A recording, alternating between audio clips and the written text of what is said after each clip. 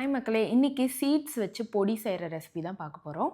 இன்ஸ்டாகிராமில சும்மா அப்படியே ஸ்க்ரால் பண்ணிட்டு இருக்கும்போது தான் நான் இந்த ரெசிபி பார்த்தேன். என்னடா சீட்ஸ் எல்லாம் வச்சு இட்லி பொடி பண்ணுறீங்க அப்படின்னு ரொம்ப வியர்டா இருந்துச்சு. சரி ஓகே நம்மளும் ட்ரை பண்ணி பார்ப்போம் எப்படி தான் இருக்குன்னு.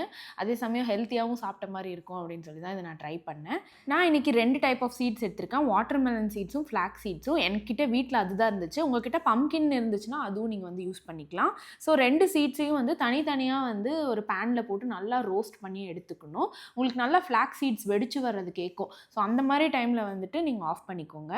அது கூடவே நான் வந்து செசமி சீட்ஸையும் சேர்த்து வந்து நான் வறுத்துக்கிறேன். அதாவது எள்ளையும் சேர்த்து வெள்ளை எள்ளு வந்து நான் வந்து வறுத்து எடுத்துக்கிறேன். ஸோ இது 3யும் வறுத்து தனியா வச்சுட்டு, அதுக்கப்புறமா ஒரு பேன்ல வந்து அந்த பூண்டு, வாஷ் பண்ணி காய வச்சிருந்த கருவேப்பிலை, அப்புறம் வந்து வரமிளகா உங்க காரத்துக்கு தகுந்த மாரி ஆட் பண்ணிக்கோங்க.